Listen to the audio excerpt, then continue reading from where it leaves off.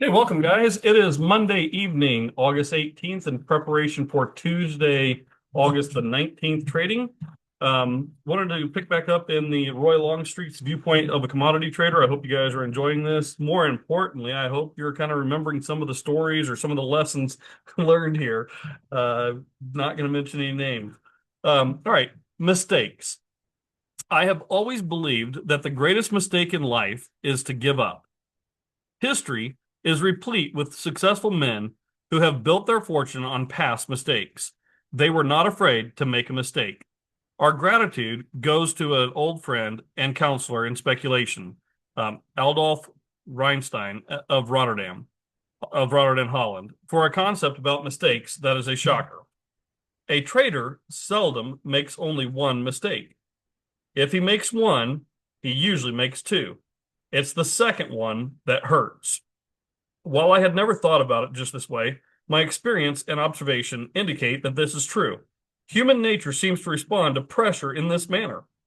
The harder that we try, the poorer are our results. It is only when we operate in a relaxed manner that we rise to our best. Another observation on mistakes is that the trader who is right in his analysis 60% of the time and makes mistakes in less than 10% of his trades will make money. The trader who is right in his analysis 80% of the time and makes mistakes 20% of the time will lose money. We we see this principle operate in baseball, football, and golf as well as trading. The real difference between winners and losers is not so much the naive ability, the native ability, as it is the disciplined exercise in avoiding mistakes. What separates the amateur from the old pro is that the pro makes fewer mistakes.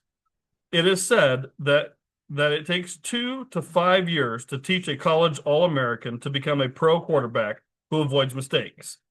Let's avoid making that first mistake. But if we do make it, let's avoid the second one. The first one may teach us, it's the second one that kills us. All right, I like that. That was on mistakes. That was great. Next chapter is about giving up. A favorite precept of President Calvin Coolidge reads, "Nothing in the world can take the place of persistence. Talent will not. Nothing is more common than unsuccessful men with talent. Genius will not. Unrewarded genius is almost a proverb. Education will not. The world is full of educated derelicts. Persistence and determination alone are omnipotent." I like that. Not giving up. All around us, we see those who have suffered misfortune. Some find a scapegoat to blame for all their troubles. This sometimes takes the form of giving up on a person who has been and can continue to be of great help. It even goes so far at times as to give up on one's belief in God because we have not had our way. In one of the cathedrals of England, there is a beautiful window through which the sunlight streams. This window was fabricated by a skilled artist out of broken bits of glass, which another artist had discarded. This is a parable of life. Some people, because they have faith and persevere, are able to take the shattered bits of life and make them into something beautiful.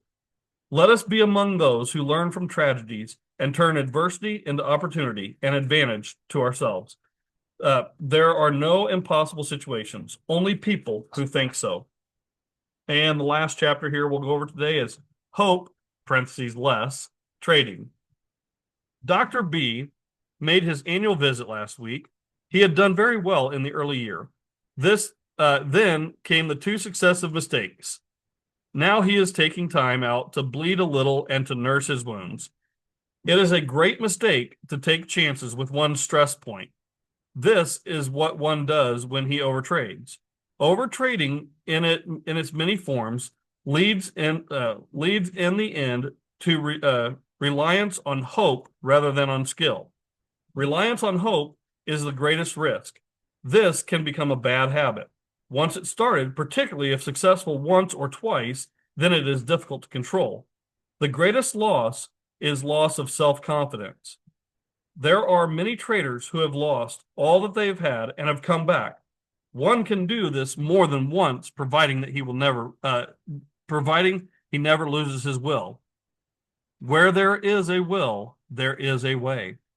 What does a trader do when he nears the point of loss of self-confidence? He must resort to the most powerful force in the world, positive thinking. He must believe he can, remembering that past successes helps. It is important that he proves that he can by selecting just one trade that he can operate without error. This does not mean a trade without risk. It only means that he can operate it without making a mistake, like those forced errors that we talk about, guys. If self-discipline is needed, command yourself to do it, and then force yourself to do what needs to be done. Such an experience is not without its compensations. The most glorious moments of one's life comes when, out of a period of correcting mistakes, one finds a new interest in life as a trader and a promise of future achievements. I love that. I hope you guys are enjoying this as much as I am. Rereading this. This is actually, I think, the third time, maybe even little tidbits in addition to 3 times through. But anyway, great stuff there. All right, so on the daily, you can see here that we have I'll set that, but you can see that we've held these. Oh, that's hang on. Oh yeah, here we go. So this pink line here, we're holding these prior highs. So we're holding above these prior highs. We kind of one spike up here, but as far as the closes, we pushed up, closed above here. Now we're toggling around here. So again, this was day 8, was Thursday. Friday was day 8. Today was Monday the 18th. Today we did close below the 5 SMA, which is this yellow line. So that's the first close below the 5 SMA line, even though, yes, we are on wave 6. I guess we can remove the question marks from that now. We are on wave 6 there of these 5 SMA buys. Will this play out to further upside, take out and continue these patterns? Will we close back above the 5 SMA only to fail? Will we not close above the 5 SMA and just go ahead and fail? We don't know that yet. But it is interesting. Keep in mind, we are holding above these prior highs. Kind of come down to them here. Let's see, the 5 SMA buy due to close. Yep. I still have, based on where we closed. So on my 65,000 tick chart, I had this point here, the 73 that I kept talking about throughout the day here. We actually closed below that point, and because we closed below it, I have that tomorrow could be another sell day. So we're, I'm taking this with a grain of salt. We're closing above these. We've done a 5 SMA buy by closing below this 5 SMA after an extended run. But I have tomorrow as still a potential for sell day. Today was also an NR7 day. We're also in a 3-bar breakout for the ES. And that 3-bar breakout is this low back here, this high here, and then today we stayed within those lows and highs as a 3-bar breakout. The SPY did not have a 3-bar. It was a 3-bar coming into Friday's close, but today we actually dipped below that low there. 1 second here. Yeah, so you can see today we actually tipped below what was the 3-bar. So the SPY's 3-bar was back here to here, and then Friday we closed it within that 3-bar. Today on the SPY we did dip below it a little bit here, but you can see that we've closed back up into there. So it's some interesting opportunities there on the SPY. And see how that plays out in relationship to the ES. Okay, that I'm going to pull that back over this 65,000 tick chart. I just had note of that 73 zone here, my horizontal pink line, that we did hold below it. We'll see what tomorrow brings. We look a little bit bullish on the 65,000 tick LBR 310 down here. We didn't really, even though we looked bullish, we did not really have a bounce back to the upside as of yet.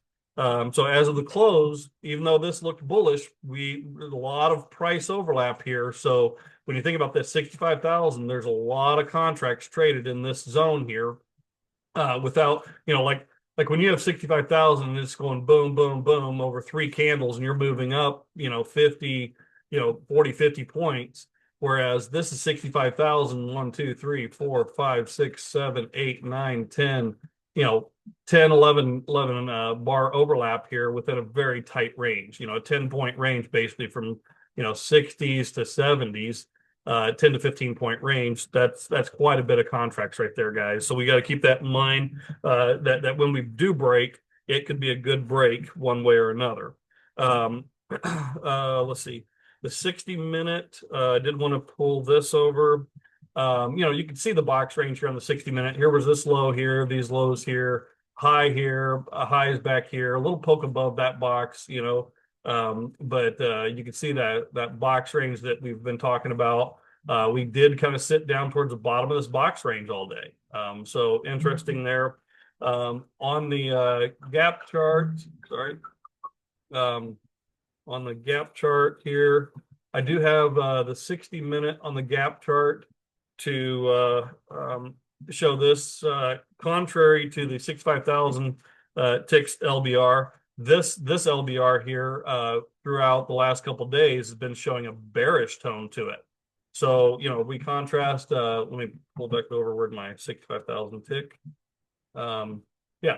So if you look at the LBR down here on the 65,000 tick, you see we got kind of a little bit of a potential bullish notion there. Whereas on the 60-minute on the dot D or the gap chart, we're showing a little bit of potential bearishness, coming into there. So I thought that was interesting. We got two different little signs pointing in there. The internals, the last thing I wanted to touch on. The VIX, of course, we did, gap way up on that VIX, but it kind of was pushing down all day long, even though, price wasn't really pushing up.